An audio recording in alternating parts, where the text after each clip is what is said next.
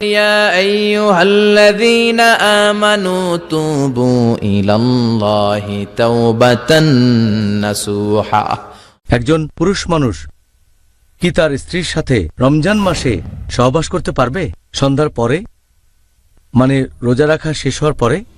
প্রথম দিকে যখন মুসলিমদের জন্য রোজা রাখা ফরজ করা হলো, আল্লাহ বলেছেন পবিত্র কোরআনে সূরা বাকারা অধ্যায় নম্বর 2 আয়াত নম্বর 185, রমজান হলো সেই মাস যে মাসে পবিত্র কোরআন নাজিল হয়েছে মানুষের পথের দিশারি হিসেবে এবং সৎপথের স্পষ্ট নিদর্শন ও সত্য মিথ্যের পার্থক্যকারী রূপে।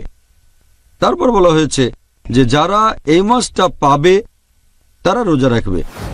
তাহলে যখন মুসলিমদের জন্য এই রোজাকে ফরজ করা হলো পুরো রমজান মাস ধরে, প্রথম দিকে নিয়মটা এমন ছিল যে স্ত্রীর কাছে যাওয়া, স্ত্রীর সাথে সহবাস করা পুরো রমজান মাসে নিষিদ্ধ হোক, সেটা দিনের বেলায় অথবা রাতের বেলায়। আর আল কুরতুবীর তাফসিরে এটা উল্লেখ আছে খণ্ড নম্বর 2 পৃষ্ঠা নম্বর 210 যে উমর রাদিয়াল্লাহু আনহু একবার নবীর সাথে রাতে অনেক সময় ছিলেন, তারপর নবীকে ছেড়ে নিজের বাসায় চলে আসলেন। যখন বাসায় আসলেন তখন তার স্ত্রীর সাথে সহবাসের ইচ্ছে হলো, তিনি সহবাস করলেন। সকালে ঘুম থেকে উঠে খুব লজ্জা পেলেন এবং নবীর কাছে গিয়ে বললেন, আমি আল্লাহ এবং আপনার সাথে অন্যায় করেছি। নবী তখন বললেন, কেন? কারণ আমি স্ত্রীর সাথে সহবাস করেছি, আমার ইচ্ছা হয়েছিল, তখন স্ত্রীর কাছে গিয়েছিলাম, তার সাথে বিছানায় গিয়েছি, তার সাথে সহবাস করেছি। নবী বললেন, তুমি কি সত্যি এটা করেছো? ওমর রাদিয়াল্লাহু আনহু বললেন, হ্যাঁ।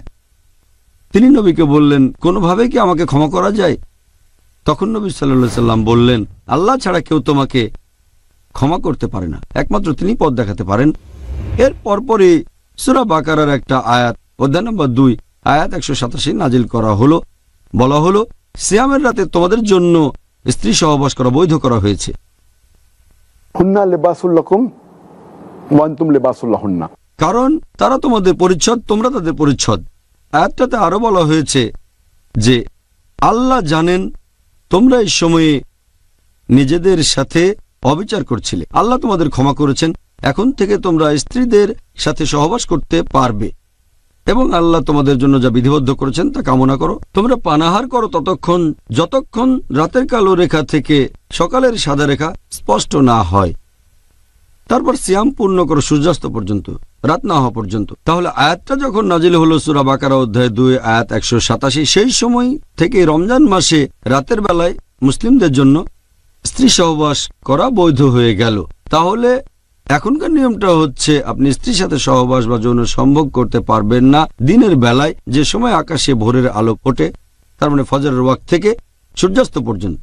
তবে সূর্য ডোবার পরের সময় থেকে ভোর হওয়ার ঠিক আগে পর্যন্ত ফজরের নামাজের আগে স্ত্রী সহবাস করতে পারবেন, এটা বৈধ, এতে কোনো সমস্যা নেই। খুব সুন্দর। এই ব্যাপারটা আপনি আগেও বলেছিলেন যখন আমরা রমজানের ইতিহাস নিয়ে আলোচনা করেছিলাম। হ্যাঁ, আর যাই হোক, আবার বলা আমাদের জন্য ভালো হলো।